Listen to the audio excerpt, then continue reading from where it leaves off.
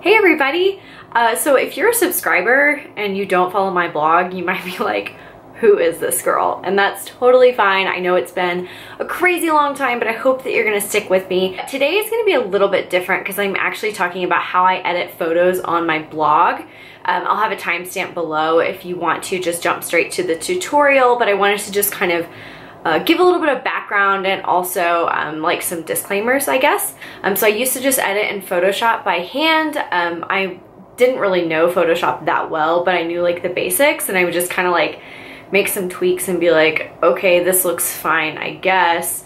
And then my friend Stephanie, who actually is a photographer and is one of the photographers that I've worked with a lot, she's incredible. She just kept telling me like, you need to get Lightroom. I didn't really feel skilled enough to learn a new program and to like be able to edit well on that program. So I just kind of procrastinated on it for a long time. And I just was so disappointed with the quality of my photos. And I'll just enter like a few right here so that you guys can see just like kind of what they looked like before. Like they weren't horrible, but there just was like nothing nice about them. They just looked kind of like blah, they weren't consistent. Until Stephanie actually introduced me to Lightroom, and more specifically to using Lightroom presets to edit. So that's what this tutorial is going to show you guys how to do. I literally just recorded the screen while I was editing photos for my last blog post. So you're just going to see the step-by-step process that I go through. I'm not going to go through like how to open Lightroom and how to import your photos and all that, because that's stuff that you can learn from someone else who knows how to explain it better than I do. But this is just a really simple editing technique. The presets that I use are available through Creative Market. They were actually made by Stephanie Drinka. They're her Moody Blues presets. And she does have another one, I believe it's called Blockbuster presets, and those are like more traditional. If you just want like a really beautiful bright photo, the Blockbuster preset is going to be a good option.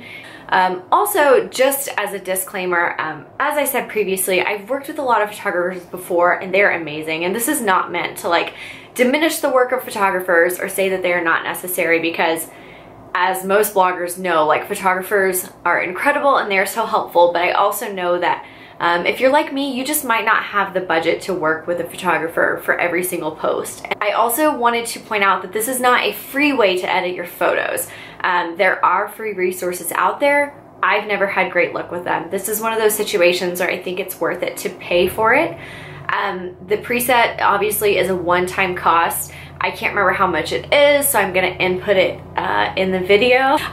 So that's gonna be a one-time cost, and then if you do the Adobe Creative Cloud subscription, it's gonna be, I believe it's $9.99 a month. So $10 a month for obviously as much photo editing as you want, in addition to the one-time cost of the Lightroom preset. So very affordable, very doable. So without further, without further ado, here's how to edit your photos. Okay, so you want to be in develop mode. The first thing that we're going to do is mess with the exposure, which is on the right-hand side. You can see that I'm just dragging it to increase it, just to kind of make the image a little bit brighter. And I scrolled out to see how it looks. Then on the left are my presets, and I've got the SD Moody Blues presets ready to go. And I'm just going to click on them and see how it looks. So as you can see, I kind of test them out to see which one I think looks the best. Then I might have to adjust the exposure just a little bit more up or down just to see how it ends up looking. You can also manually adjust the exposure. So if the slider is going too far, that's what I'm doing here. I'm typing in 1.8 because 2 was just a little bit too much, and I kept dragging it back and forth. So then it's really easy. So you click on the next photo, and then you click previous, which is going to apply the settings from the previous photo. It's going to take a second, and voila, there it is. And then you might have to adjust the exposure a tad depending on how your lighting was on your photos. And then we're just going to repeat. Go to the next photo, hit previous, and wait a second, and there it is. And then just keep going. And that's literally all I do for the whole blog post, is just repeat that process. So hit previous and then adjust the exposure. So obviously that one was way overexposed, so I had to bring the exposure back down because it was a lot brighter when I took that photo. So I'm just going to kind of speed through the rest of this at double time just so you can see it. But just as a reminder, when you open the photo, go into develop mode, adjust the exposure, and then click the correct preset that you want to use. Obviously, there are other manual changes that you can make if you want to tweak the preset a little bit, but that's like the easiest, most straightforward thing to do. So as you can see here, I'm actually adjusting some of the reds because they didn't quite end up as pink as I wanted them to be. And I wanted to make sure you could tell that that was pink.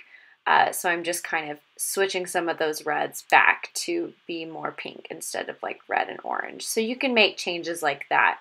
But otherwise, if you don't want to mess with that, once you've got your preset selected, go to the next picture, hit previous, take a look at the exposure, and move on. So it's really simple once you find a preset that you like. I also wanted to show you guys that this looks really great on product photos too. So it's not just portraits, like you can see how great these bottles look after I mess with them. And then from here, I just want to show you guys a few of the before and afters side by side just so that you can see them. And that's it. So if you have any questions, leave them below. I'm not an expert. If I can do this, you can too. Just make sure to grab some presets from Stephanie Drinka and you will be all set.